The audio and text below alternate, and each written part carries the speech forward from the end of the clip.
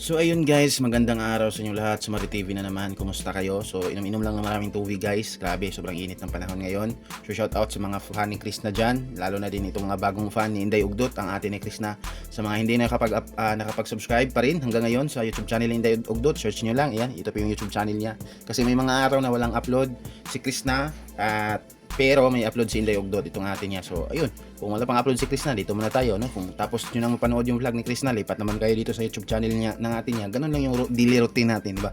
Sa mga supporters dyan dito sa magkakapatid. So sa video ito is guys, anniversary ng lolo nila, which is nag-ihaw sila ng maraming manok. Grabe, sobrang sarap siguro nun kasi hindi yung manok na bandres or yung matataba na manok na ginagawang lechon. Ang kinatay talaga nila yung manok is yung Bisayang manok, which is yun yung pinakamasarap talaga na luto, lalo na sa sabaw, adobo. Mas masarap pa doon sa manok na nabibili mo sa palengke na mga karne ng manok. Iba talaga yung lasa ng Bisayang manok guys. So nag-ihaw sila, sobrang dami. Parang pinaghandaan talaga nila yung pinaghandaan din talaga ng nila, mga parents nila, yung date anniversary ng nila, ama siguro, lolo nila Chris na. Pinaghandaan ng maraming manok. So sa vlog na ito ni Inday Ugdot, hindi nahagip sa camera si Chris na kasi ayun kay Inday Ugdot, sobrang bait nito ni Inday Ugdot guys, para siyang opposite ni Chris na, daw siya gumalaw. Kaya parang maganda sila tingnan, nakakatuwa sila tingnan kasi siguro pangit naman siguro kung pareha silang dalawa na dawing gumalaw, di ba? Mas masaya yon, pero feel ko mas masaya itong parang opposite silang dalawa, di ba? May ate kasi siya ni Chris na. So kapag sumusuba si Chris na, so siya yung magko-correct, di ba? Kasi pansin ko lang sa galaw ni Inday Ugdot, parang formal siya, di ba? Ganun. Si Chris na kasi medyo magalaw din talaga. Pero ayun guys, hindi love pa rin natin si Chris na kasi ganoon na talaga siya. Kaya kung sumusuporta tayo, suportahan natin siya ng buo. Tanggapin natin kung ano talaga siya.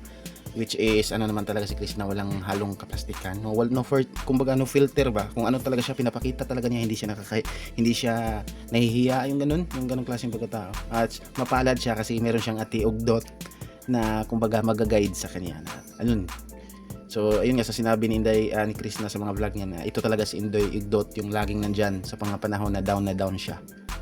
So ayan, subscribe sa YouTube channel ni Inday Ugdot. So ayan, nagtirik din sila ng kandila doon sa puntod ng lolo niya. So soon may nabasa akong comment na sana pag nagkapera na talaga sila, may marami ng extra, is paggawa nila ng magandang puntod yung lolo nila. Kasi yung puntod ng lolo nila guys is lang, parang kubo lang, may haliging apat, tapos may bubong na simpresin, yung bubong na normal, tapos nasa lupa yung puntod ng lolo niya. So ayun, tama naman, pero alam ko isa din yun sa sobrang bait ba naman ito magkakapatid, di ba? Iniisip talaga yung ikakaayos ng pamilya, may mga plano talaga para sa pamilya. So expected na yun sa in the future, kapag may pera na talaga sila, is hindi na nila talaga yan papalagpasin ang sa mga mahal nila sa buhay na namayapan na nilibing lang sa kung ano. So paggagawan talaga nila yan ng magandang puntod. For sure yan, sa responsable ba naman sila mag-isip ng kapatid, di ba? Hindi nila palalagpasin yan. So ayan, normal lang talaga dito yan sa probinsya, yung mga may nagkuhan kasi dito, may nag-comment ayan, mabuti pa pamilya nyo kasi di nyo nakalimutan pati lolo mo patay na. Normal lang yan dito sa probinsya.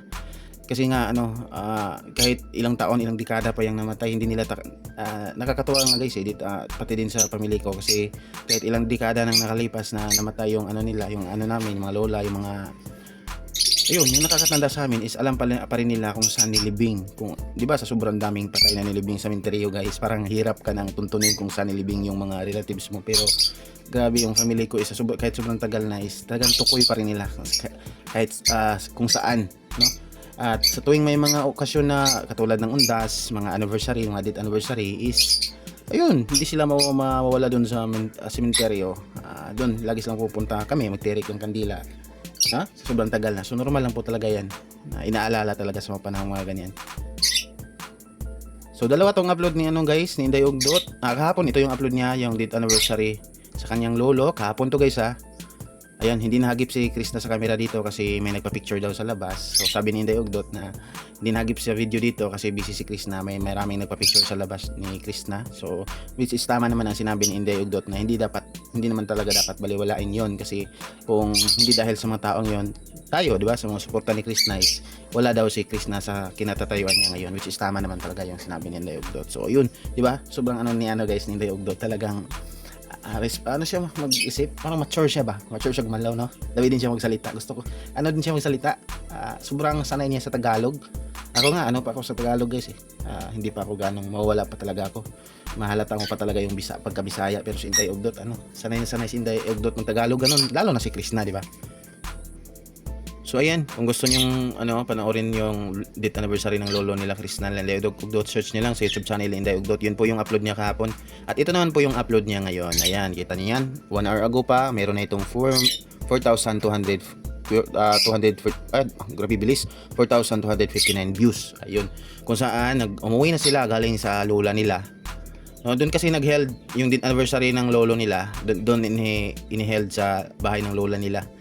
So ayun, pag uwi nila, hindi na sumama si Krishna sa pag-uwi nila. Kumbaga, nagpaiwan doon si Krishna sa bahay ng lola nila. Kasi biro pa nga ni Krishna. Biro lang to ni Krishna guys ha. Dito niyo mapapanood sa vlog na ito. Sinabi ni Krishna dito na kailangan niya daw bantayan ang lola niya kasi baka lumipad na naman mamayang gabi.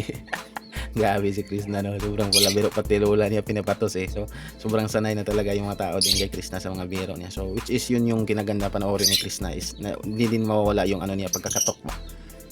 So ayan, dito po umuwi na sila Inday Ugdot dito pero hindi kasama si Krishna at kumbaga binigyan na lang inutusan na lang niya si Inday Ugdot na mag-grocery para nga sa kanila, sa pamilya niya, sa mama at papa niya. So si Inday Ugdot Inday Ugdot na lang yung nag-grocery para sa kanila, no? So mapapanood niyo dito na grocery si Inday Ugdot, which is medyo naawa din ako ng pagka-uwi ni Inday Ugdot kasi dito sa part na to pagkatapos siya mag-grocery kasi ayun, sobrang hirap ng daan tapos ganito pa yung sistema ng pagdala ng plastic niya. Yan, parang ganyan naman talaga yung madaling paraan kapag nakamotor lang kayo. Mahirap talaga pag motor lang tapos walang mga sabitan. O mayroong sabitan sa harap pero ayun may nakasabit na, so no choice ka. Kung pwede naman to anuhin lang, pero ayun nga dahil sa hirap ng daan kailangan humawak ni Inday Ugdot sa papa niya. So ayun, dito na lang talaga niya sinabit sa balikat niya yung mga plastic, no? So mabigat yan kasi mga 1 kilo bawat isang plastic yan. Even isda ba siguro yan, mga karne. So ayun. So shout out kay Inday Ugdot, no? So ayun, nagpaiwan doon si Krishna. So siguro yun din yung rason kung bakit hindi pa makapag-upload si Krishna. So nag-upload naman si Krishna kahapon. So sana lang may upload naman siya ngayong araw. So tuloy-tuloy na.